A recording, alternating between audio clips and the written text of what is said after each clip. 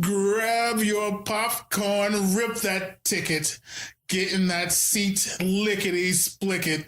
Go watch a movie.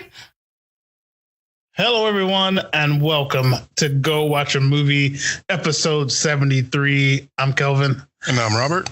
We have a very special, fun episode because we're going back to Netflix and we're doing Velvet Buzzsaw. I almost said Velvet Revolver there. But before we get into that, we're going to do a little bit of entertainment news.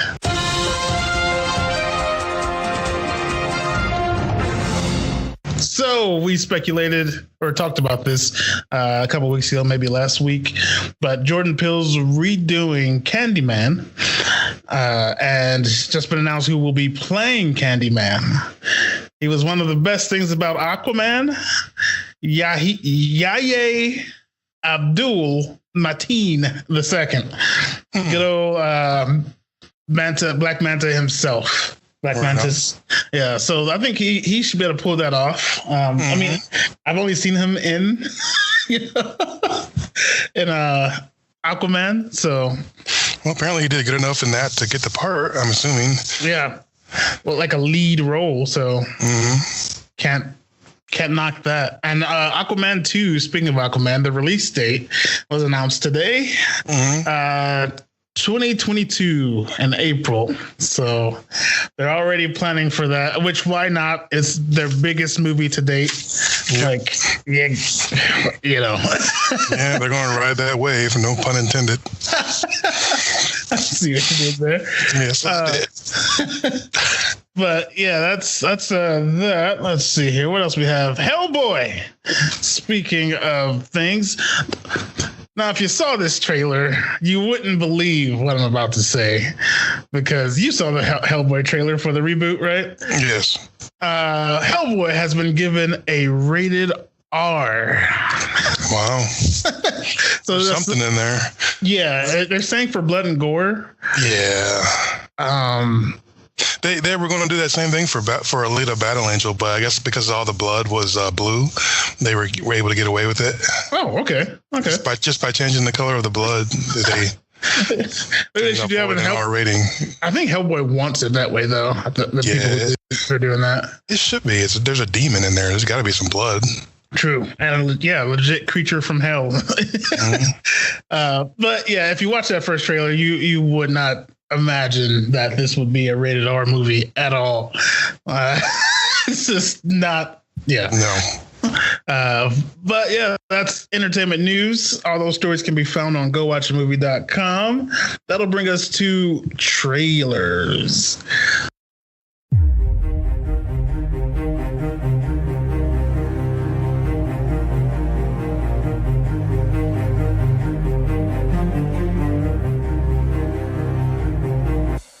You first or me, sir? Oh, you go right ahead. I have one that I saw and it blew me away. It's two unlikely people I would expect to blow me away. Dragged Across Concrete. This one is starring Mel Gibson. Yes, that guy. And Vince Vaughn. Oh, yeah, I did see this trailer. Two crooked cops. Well, no, actually, they're decent cops. I guess crooked because they get suspended for kind of beating up a guy, roughing him up a little bit too much. So they take it amongst themselves to do some after hours work and rob some crooks. So the Robin Hood, I guess. Forced Robin Hood, except I don't think they're going to give it to the poor. Right. Well, if they're poor, I guess that's okay. Yeah, because I guess Mel Gibson's character, his wife is sick and is dying or something, so he needs the money. And yeah, and let's go ahead. Mel Gibson. Yeah, he does like old crotchety real good because he has that voice, that deep voice. I think he probably is old and crotchety right now. You're right. That's why he's able to pull it off. For sure. And then Vince Vaughn is Vince Vaughn. Yes. You love him or you hate him. He's that guy. Other than in Jurassic Park, he's been this new Vince Vaughn and everything else. Yeah, I missed that movie where he beat up the car. I don't know if you remember that trailer. What? He beats up a car. He gets really mad and he goes outside and he starts punching the car and he just beats the crap out of the car, breaks the windshield, rips off the side view mirror, all that kind of stuff. It's just crazy. I can't remember the name of that movie. I can't remember the name of the movie, but you got to watch that trailer because it's hilarious. I'm going to check it out. He beats up a car. What's yours, sir?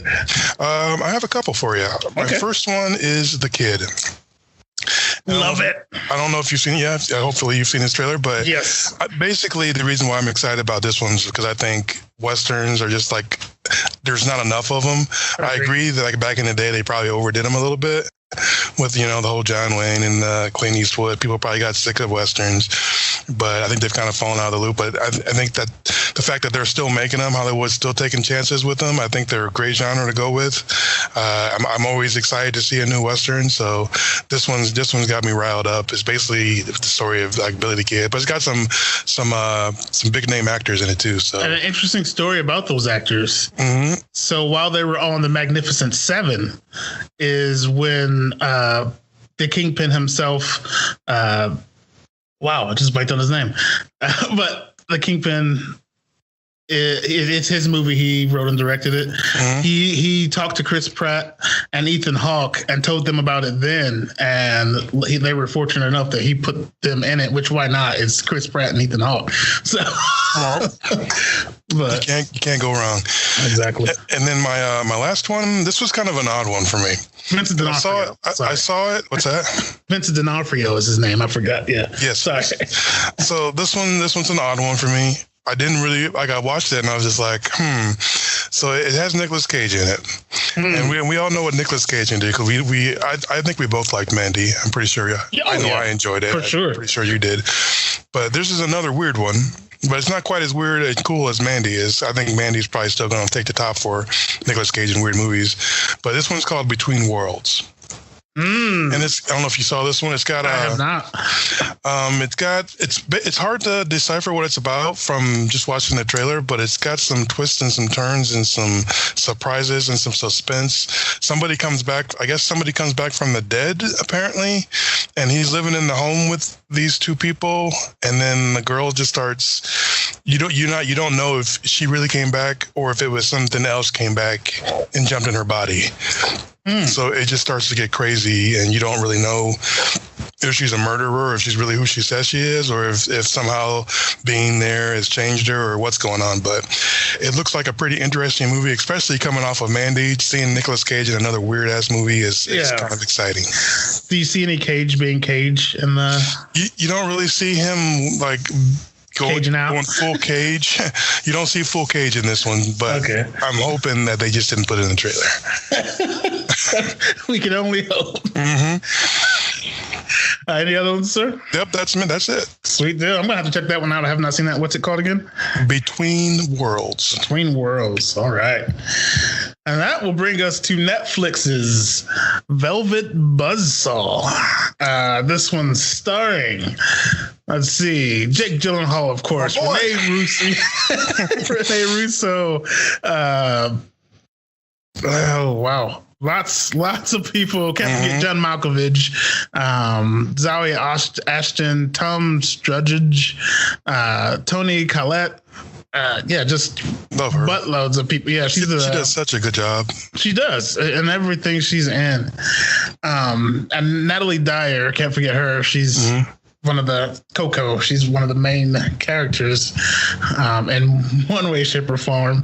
So, full disclosure, I went into this thinking this was a thriller mystery. Did not know horror was in there. Okay.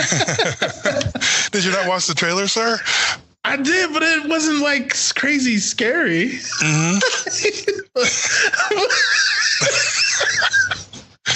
But there was some nice creepiness in this movie. So it takes us into the artsy fartsy world. I don't know if that's the proper way to explain it. That but was the perfect way to explain it. it's a world that I'm not familiar with, and I really didn't know the tropes and the way things were in that world. Gallery owners, artists, art critics are all part of this whole world, and this circles around those three types in this world, particularly one art critic. What was his name? Like Morph. Yeah, Morph Vanderwalt. And that's sounds like a character from Harry Potter. He must not be named. That's Jake Gyllenhaal's character, and I see why he's your boy, because he hardly ever fails. The dude he can act his butt off. Yeah, he's playing a bisexual, I guess it's safe to say, in this movie. And he is a art critic, apparently just one of the best, because everyone looks to him for everything pretty much. I just want to point out, this is like, as far as I know, I didn't do my research, but this is the second movie with Jake Gyllenhaal and Rene Russo that I've seen together. Okay. I don't know if you remember the last one, Nightcrawler. Yeah. I had the two of them together. So I think this pairing, for some reason, just works. It seems to, because she's freaking amazing. Rene Russo is Rene Russo. Like, she's fantastic. And then she is a gallery owner, Rhonda Hayes, sorry. But yeah, she does an amazing job as well, being the bitch, basically, who's all about money. And which, I mean, you're a gallery owner. Why wouldn't you be? But the story comes in when her secretary, she's Zoe Austin Josephina. Like, she's basically a secretary, right? That's what I get. That wants to make her way up in Rene Russo's gallery. Right. The building she lives in, a man dies, and she goes into his apartment and finds all these horrifically amazing paintings, and basically wants to build her brand off of them. And the story ensues from there. That's a very skim synopsis, because it gets a lot deeper, which we're going to dive into. But yeah, let's start at the gallery in the beginning, because that robot, how do you not want to write about that robot? I know, I love that piece. That was awesome. So they in this art gallery, the movie starts with Vanderwalt, or whatever his name is, Vanderwalt, coming into a gallery showing, I'm assuming it's Hayes, or just like an all-around gallery for people to pick artists. But one guy in particular wants him to write about his new piece, which is this robot, like a full-on robot that's all disheveled and like tattered, and he's wearing like an Uncle Sam costume and like a kind of a domino mask, but a sleep mask with high holes in it, and he says like weird, depressing things the entire time, and he's on crutches. But yeah, he's like that piece right there would have just hooked me. Like, why wouldn't you want to write about that? Right. But I guess I don't know art, so apparently, yeah. I didn't get a lot. I didn't get a lot of the things when they were talking about art, what was good and what was not. Like, that stuff flew over my head, because I guess just my tastes are different apparently than this guy's. But that was one thing that kind of put me off from part of the movie. It kind of took me out of the narrative a bit, because it made me lingo. Yeah, and it made me like almost like I can't really think of a single character in this movie that I liked. You know what I mean? Like, everybody seemed like shady in some way or another, or like had some, alternative motive, or was just in it for themselves, or were just like not in general good people. So it was really hard to find somebody in this movie to root for. I kind of agree with you. Like, and they towards the end, they kind of try and convince you to root for Jake's character. Yeah, but it's As much as I love me some Jake, I just couldn't. It's like you might as well die with the rest of them. Yeah. I don't know. I wasn't like Coco's character. Mm-hmm. See, I mean, yeah, she was trying to just get ahead in every way, shape, or form she could. Mm-hmm. But is that really a crime in that kind of environment? Like surrounded by those people? But even so, it didn't make her likable. I mean, I just think it was just she was just jumping into the same boat as everybody else was in.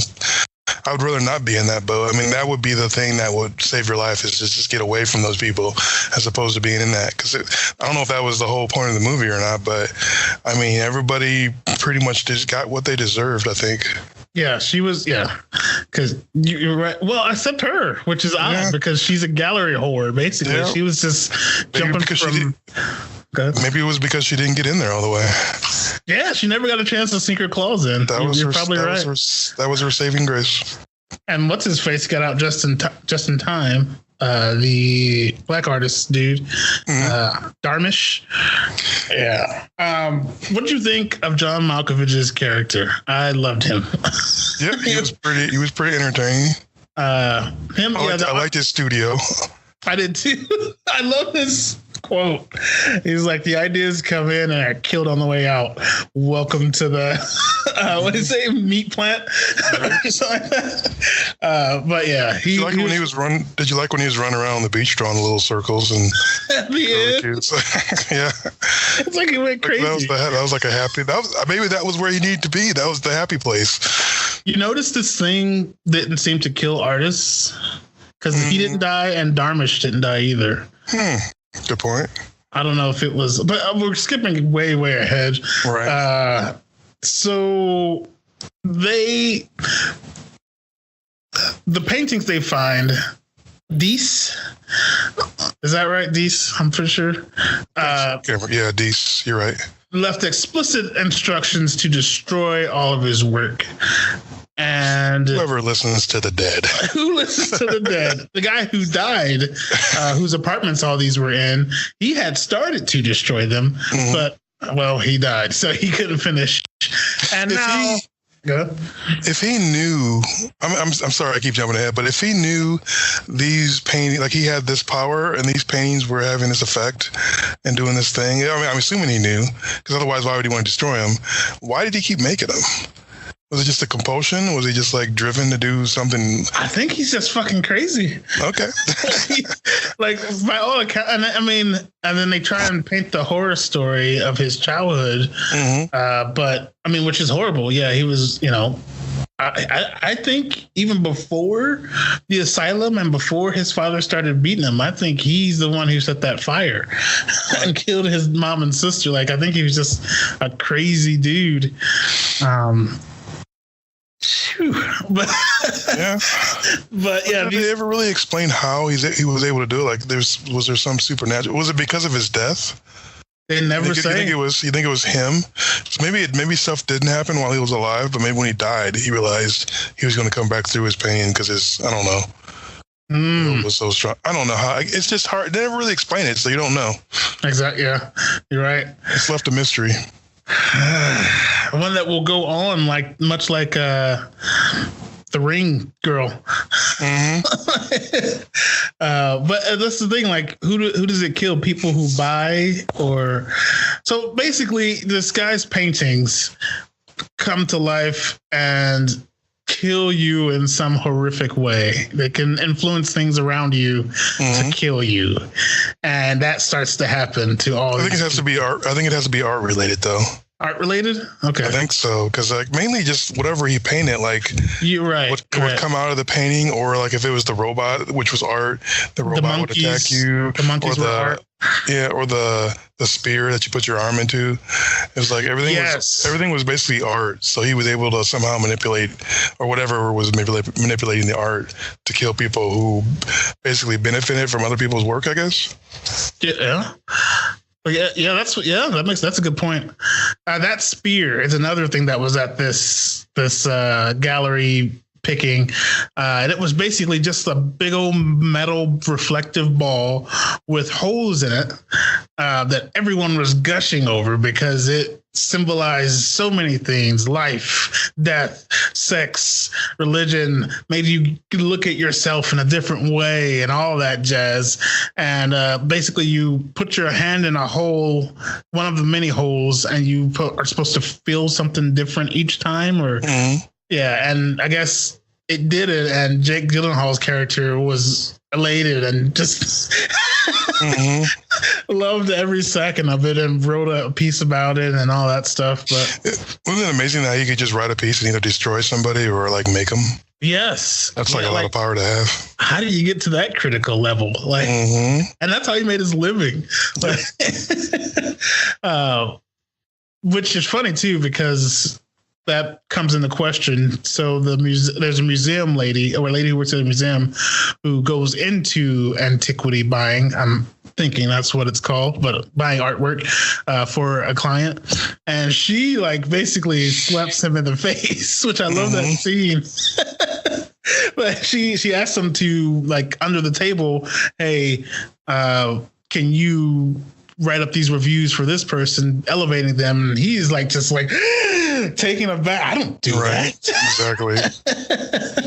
And he, like I said, he played his character well. Like when he needed to eccentric it up, he did. Right. And when he needed to be masculine, he was as well. So it worked out very, very well.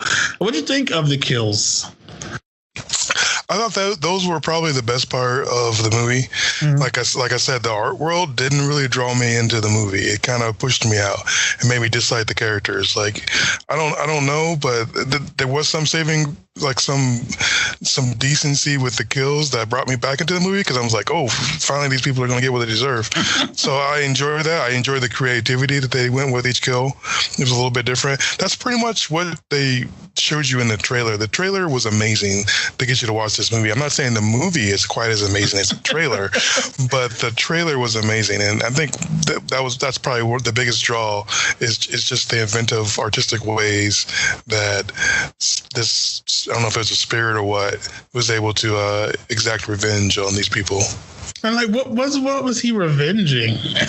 I think it's hard to really put a finger on it. I mean, there's probably different ways we can interpret this, but I think he was just getting revenge on, not necessarily because of his past, his trials and tribulations in the past, but more so just him expressing himself through his art, and then not being appreciated the way he probably wanted. Instead, it was being used, and so if it was used, then he would exact revenge on them or something. I don't know. Yeah, because he had a very disturbing life. So this guy Deese, who they painted all these paintings that everyone was going crazy over. He started as a child. His mother and sister were killed in a house fire, at which time his dad took him away, and he was almost instantly put into a home for children up until he was 18, and then from there he quote unquote disappeared. But spoiler territory, what we find out later is he in fact murdered his father and was sent to prison, and then after prison went to an insane asylum. So so this guy was very, very fucked up. And it goes even further, that he painted all of his darks and shadows with blood. And I'm going to go ahead and say that's blood of his victims. Think so?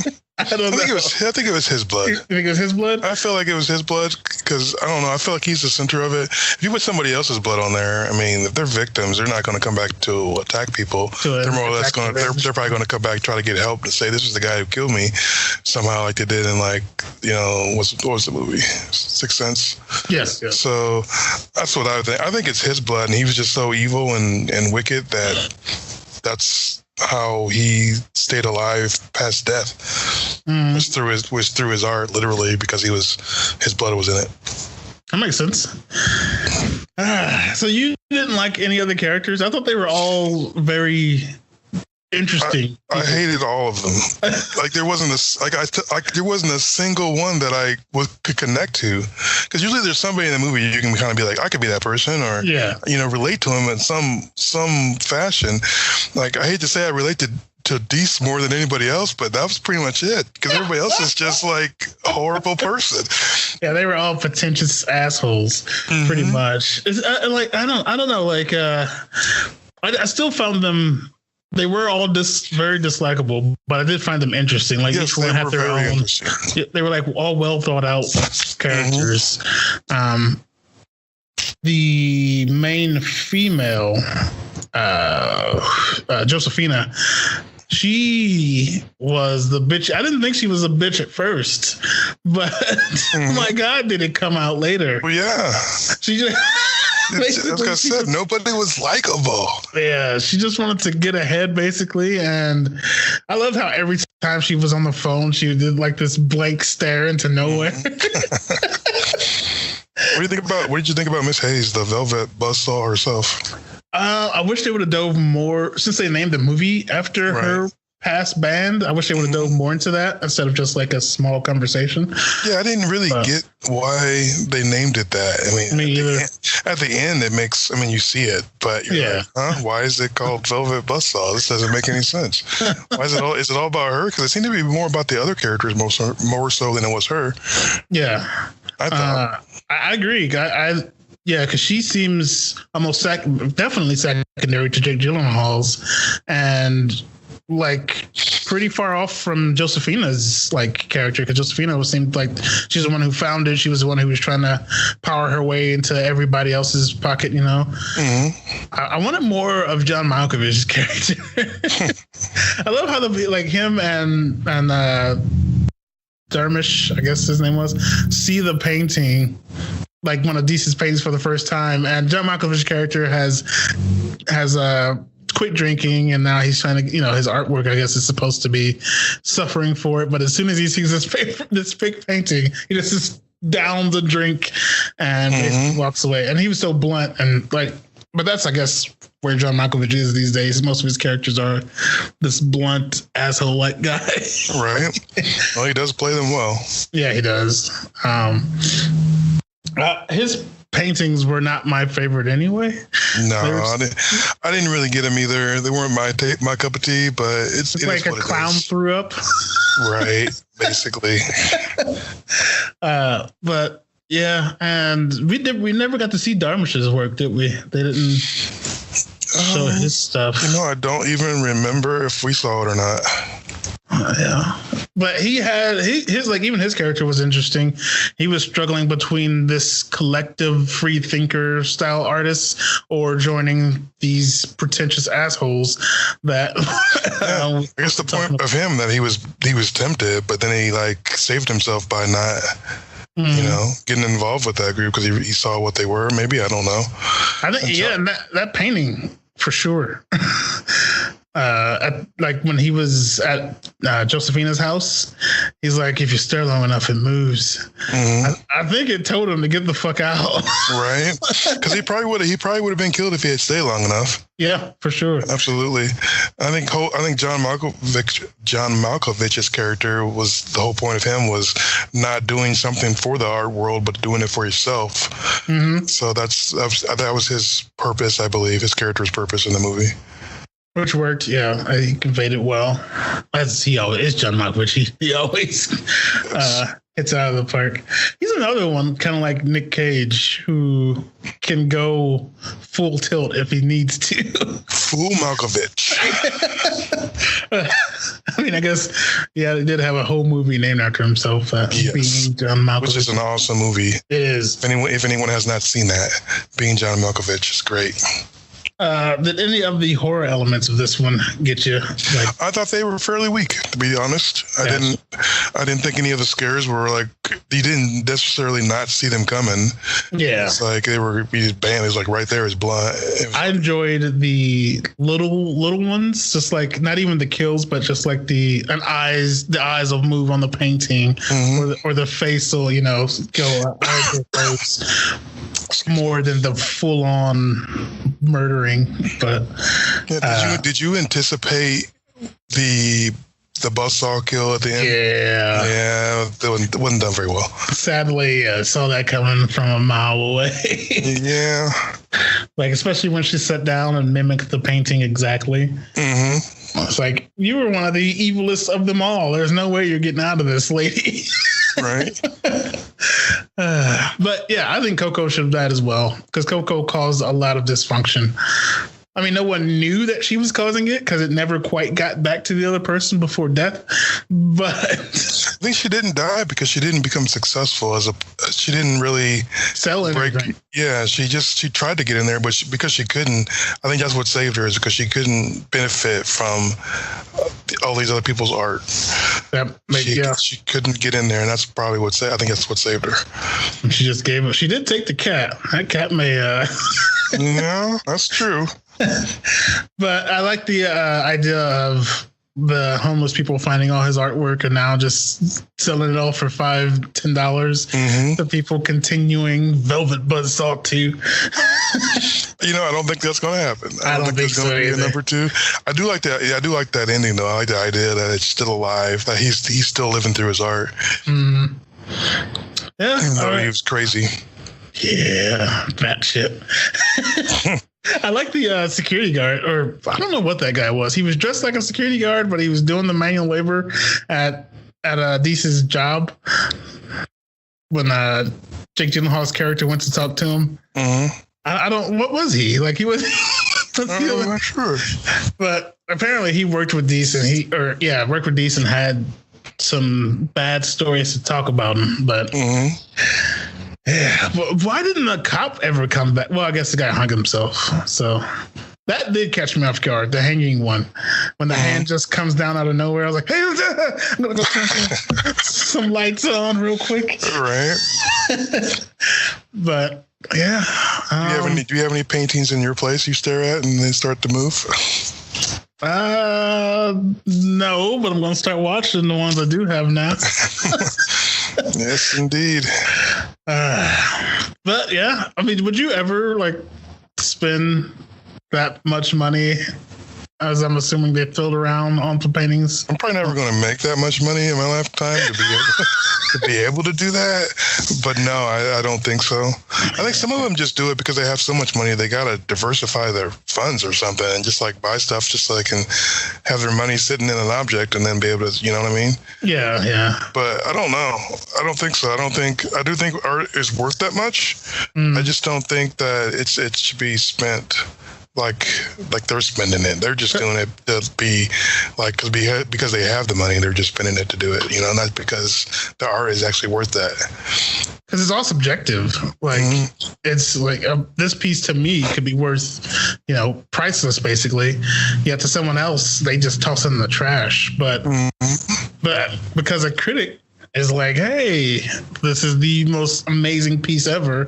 And somehow he's developed a voice. I guess it goes the same with movies. I could love RoboCop 3, whereas most people, would say, hey, that movie belongs in the trash can. But then some critic comes along and he's like, oh my God, this is a masterpiece of cinema and it's the best thing that you've ever seen. It changes things. Yeah, you know what? When people say that, though, when I go to watch the movie or whatever, I still have my own opinion. I don't always agree with them. Exactly. And I don't even be like, yeah, maybe it is, but I don't think so. It's I know how to, like I said, I like Thunderdome, and nobody else is in love with Thunderdome as much as I am. I don't know why I'm in love with it. I just am. So I just accept that I'm the only person that's in love with it and just enjoy it for myself. And I think we all have those movies too. I can name a bunch of movies. Men in Black, I think, is a fantastically underrated movie, but most people think it's just a comedy bomb. So right. But yeah, So art, I can see the similarities in art and cinema, and I'm sure that's not what this movie was saying. But I'm still struggling with trying to decipher this movie. So I think they tried to make a grandiose point about art being subjective, and because with Jake Gyllenhaal's character, people were saying he was falling off towards the end. Someone actually killed themselves because of his words, and he essentially realized basically towards the end that he had too much power, and I guess I don't know. I don't know. I thought the whole point was don't be a jerk or some crazy painter's painting will kill you. That's what I got out of it. On that note, sir, go watch or no for you. You know what? If you have some time to spare, sure. If not, there's better options out there. I would say this will be a good Netflix and chill movie. Get some nice cuddling going on, but nothing to run off on.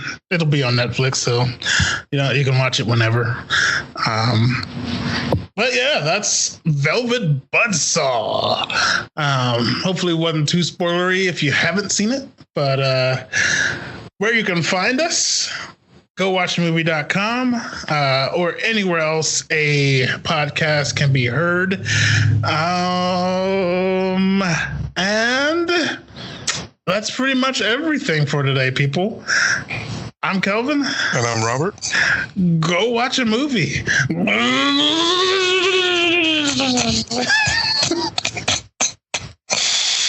That was my buzzsaw.